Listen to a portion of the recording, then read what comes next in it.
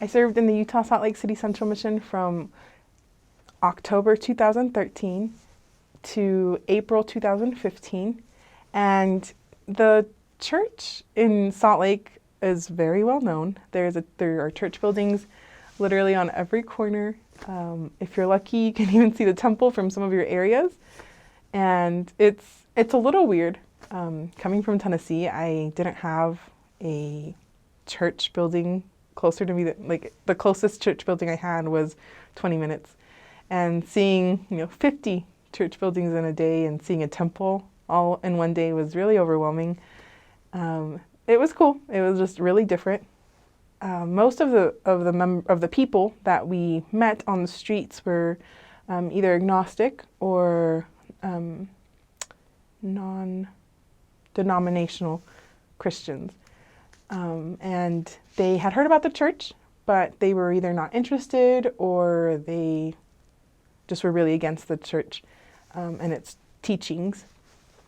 So that was one of the difficulties and challenges we had serving in Salt Lake. Everyone knows who you are. The Salt Lake City Central Mission was not very big, and it had a few cities. It has a few cities like right outside of Salt Lake. That's pretty much the whole boundaries of the mission. And I served in almost all of the little cities.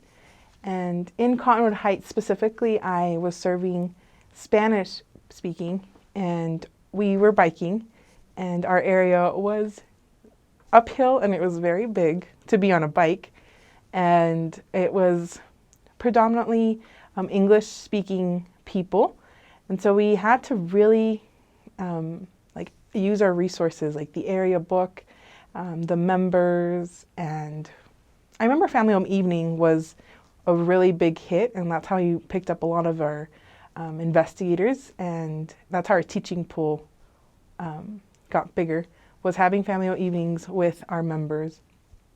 Cottonwood Heights was one of the most successful areas I served in, and I think it's because we worked with the members a lot, and that really has a big thing to do with being successful. In Midvale, when I served there, I was also Spanish speaking, and there is a lot of Spanish speakers on the streets. They have taco stands everywhere, and everyone is Hispanic. You don't really see another race or culture there. So it was really easy to find people to talk to and share the gospel with. It was a little harder to keep them, mostly because of the Spanish or Hispanic traditions and culture. But yet again, we relied on the members and to help us get through those obstacles. And the members were great, and they really helped us by sharing their testimonies and being there to pick up our investigators for church, or just offering them rides or offering them to come over for lunch. That's really big in Spanish culture. We're really huggy, and we make everyone family. And I was so thankful for the Midvale ward because they did that. When I was serving in Murray, I was actually an English-speaking missionary, and most of the people we did talk to were English-speaking. We had a lot of success just talking to people on the streets. The bus stops was a big hit for us. And we also had a lot of resources like the area book. We had, I know seminary, we taught seminary in the Murray High School, and a lot of the seminary students just gave us a lot of referrals to their friends or to their less active friends. And that was it just blew up, and we were teaching left and right, and we were sending other missionaries referrals, and a lot of baptisms came from just going to the high school that is in Murray and asking for referrals in the seminary building. It's a great area, and plus we had wonderful ward mission leaders. Being a Spanish-speaking missionary in Salt Lake is very unique and very special because you have all these different types of countries and accents and food, and it all just mixes in together in one big bowl, which is your ward, and you have different people sharing different experiences, and it's really cool to see how the members come together and they help you teach your investigators who are from completely different countries sometimes, and sometimes they can't understand each other because of the accents that they have, but it's really great and it's awesome. Being a Spanish missionary, if you aren't native, I would suggest that you just ask the members ahead of time to talk to you only in Spanish. I had a few companions that were not native Spanish speaking missionaries, and we asked the members several times to only talk to us in Spanish, and they did, and their Spanish really improved, and we saw that when we kind of spoke to members in Spanish or in English, or we talked in English to each other, their Spanish really kind of worsened. So that's a really big thing, is ask your members to talk to you in Spanish. Also, don't be afraid of, because you are not a native Spanish speaker, don't be afraid to talk to the people that you're teaching, or to ask for referrals in Spanish.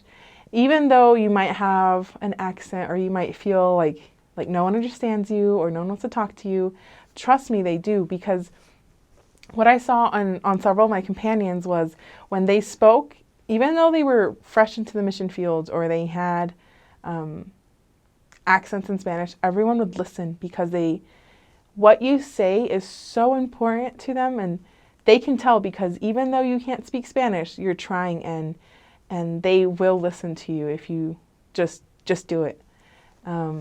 The members will always be willing to help. Most of the time they want to help. You just have to ask them and kind of like guide them. In many of my areas, a lot of the members were converts, and many of them had been recent converts, maybe 5 years or less.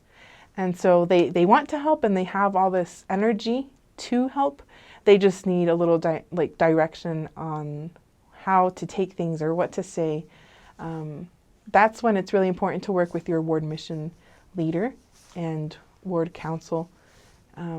It was really great. Most of the bishops were also converts, and they had served missions as young adults. So they had an idea of what the mission was like, and they were more than willing to help. If I could say, the Relief Society, in every area I served in, the Relief Society president was always on board. They are like the backbone sometimes of missionary work in the ward, because they have resources. They know most of the sisters in the ward. They know the primary president. They're friends with everyone, and so they can really get you referrals. They can just really help you and your investigators and your recent converts. So definitely stick with the ward. I think finding in the Spanish area, because we are in the States still, and there are a lot of English speakers, and they're just there. So tracting is a little different when you're in the Spanish assignment than it is when you're in the English assignment, because you don't really know what language people are going to be speaking when you knock on that door. So what we would do to find new investigators, let's say through tracting, we would knock on a door, and if that person didn't speak Spanish, we would just ask them if they knew any Spanish people that lived near them, or if they could maybe point us out to a predominantly Spanish neighborhood. What I always like to do is knock on the door, and if they weren't Spanish speaking, you'd ask if you can serve, because everyone likes service. So you ask them if they can serve, and then if you can serve them, and then you ask them, do you have any Spanish neighbors, or could you direct us to some Spanish speaking neighborhoods, and then leave your number behind on a little pass-along card. And it's surprising how much service can help, because if you help them take their trash out or take their dog out to the bathroom, or something so simple, and then leave your number behind, they will call you. Like sometimes I've gotten like random text messages like at 1 a.m. from people I don't remember, and they were just like, hey, you were at my door the other day, here's a Spanish neighbor that I saw, and boom, there you go, you have a referral, or you have a potential investigator.